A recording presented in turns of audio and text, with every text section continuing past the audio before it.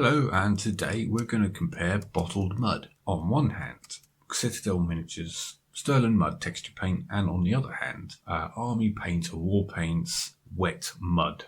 Now I know, texture stuff is something you can make for yourself, but I try out these ready-made products, actually for the first time. So I have this truck, it's an orc truck, and I'm making it for Project Mork, and I want to make it a mucky truck. I want to make it a very mucky truck, because of course a truck would be mucky, especially with orcs piloting it around a muddy battlefield. It definitely wants to be looking a bit lived in. The first thing we can see is that there is a difference in the colour. Stirland mud is quite a dark brown, and the wet mud effects is quite an orangey colour. So my thinking is the Stirland mud is reflecting more soil-based mud, a dark earth sort of type of thing, whereas the wet mud effects it looks more clay-like. You know, clay can have quite a reddish tint, so that's probably what's going on with that. And I'm not finding it too much of a conflict to put both on the truck, because of course the truck is going to drive from one place to another, and it's going to pick up soil from different places. So the fact that there's two different colours of mud on it is probably not a bad thing. Let's start with the Stirland mud.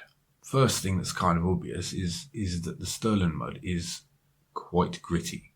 It's actually not just the colour. Well, you're expecting a texture paint to give you texture, but the texture of the Stirland mud is quite gritty. It's quite like there's sand in it or something. But anyway, let's just slap it all over and see what we get. And yes, I think we can see that it is giving us quite a pronounced texture. So it is creating a shape. It's not just a colour, it's a shape. It's putting a shape onto the model, which is kind of what we want from texture paint. We do want the paint not just to give us a colour, we want it to add something, so to some volume to the thing we're applying it to, because we want the mud to seem to be thick, to have some substance to it. It's not just painted on.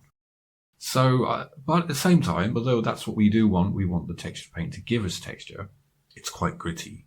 I'm not sure that's really how mud is exactly, but we're going to persist. Let's just persist with that.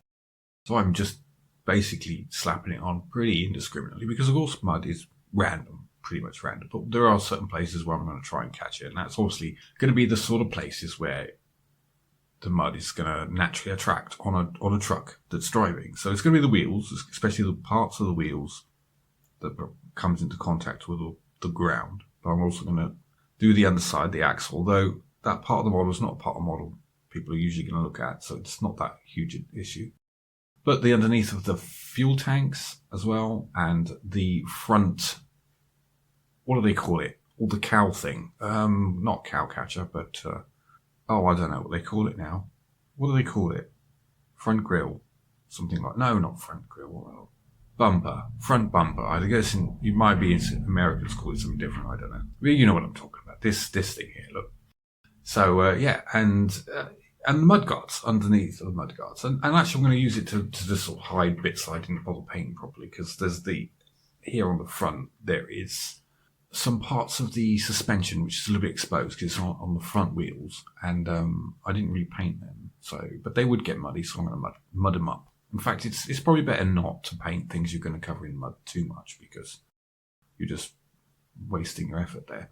And I'm also going to stick it on the inside, where the back of the truck here, where the orky boys would be standing.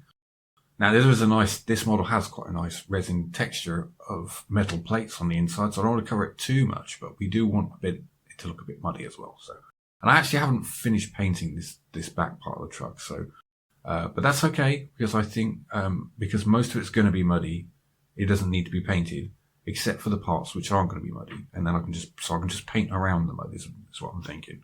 That's two different things, isn't it? It's like, you could use the mud as a final step, but you can also use the mud to sort of save yourself some future painting. By if it's going to be an area you're going to cover with mud, you don't need to paint it, do you? Let's do the painting afterwards. Anyway, I'm rambling. So let's carry on. Okay, so now we are going to let it dry. The Stirland mud, I think, is quite thick, so I'm a bit worried that it might take a while to dry. So I'm going to leave this for an hour or two. Back in a moment. Okay, so we are back. I'm having a look, and I think it's okay. I think it's dry now. So I'm going to apply the wet mud now. And as you can see, as I dab it here on the truck, it is quite a different colour. It's definitely more of an orangey colour. And the other thing is this, although it's quite gloopy, it's smooth gloopy. It's not gritty like the Stirland mud. So it's probably not going to give us much texture, really. Not a raised texture. So I'm not really sure why this isn't just brown paint, to be honest. Why they're calling it an effect. I'm not sure what's supposed to be, what makes it an effect instead of just brown paint. Because though it's thick, there's no clumps in it. It's not giving a rough texture compared to the Stirland mud. But then maybe, I guess, a clay mud, would a clay type mud be gritty? So the two together should make it a nice effect. So I'm going to just carry on a bit more. Just dab it all over. But I'm using less of it because honestly, I'm a little bit less impressed with its ability to give us a texture. Effectively, it's just another colour. So there it is. I suppose you can use them in combination. It's probably the best thing. Stirland mud by itself is quite gritty, and it's a nice colour, general purpose colour. I actually use this kind of colour, as you can see from my basis, as standard. It's a dark chocolate brown sort of thing. And I just think it's a basing colour which doesn't draw too much attention to itself. Because I think the base's job is not to take attention away from the model, really. It's just to help blend it into the table. That's the job of the base. And on a wargaming table, you have a bit of a dilemma then, don't you? So like, well, how fat? Because if you wargaming on different tables, then if you get too carried away with making very strange and specific bases, then it's not going to fit on a table. So you want a kind of base that's going to work anywhere. Ideally, from my point of view. So like if you put snow on a base and then you go and fight in a desert battle, that just looks weird. But I sort of feel like a dark chocolate brown kind of goes everywhere because of course it will work in temperate, like on a grasslands, because if you're walking on grass, soldiers, you're going to make it muddy because so that fits there. And if it's in a desert, well, then you just look like you're creating shadow because the dark brown, sure, it's not light brown like your desert color, but maybe your body is making a shadow there, sort of thing. And even if it's a city, so that the base is grey, then your mud base is just like your soldiers have brought mud in on their boots and they've made a mess. Something like that. It blends quite well onto a lot of different styles. Yes, so I mean, I think mud is kind of the battlefield standard, isn't it? So as a quick, cheap effect, I think it's actually not looking too bad. And using two together makes it a bit more interesting. Although, of course, with the Stirland mud, you could just paint over it. Just use it for the texture as a base coat and then dry brush lighter browns over it, for example. So I don't know, but the wet mud doesn't seem to do it for me. According to the instructions, you're meant to do it after you varnish. So I think the reason is it's meant to be a little bit glossy. So it's obviously when you varnish, it takes some of the gloss out. So maybe that's more what it's for. It's to create a clay-like, shiny clay type mud, whereas the Stirland mud is more of a gritty soil mud. But I'm quite happy using them both together, I think, on this truck, and I think it's looking okay.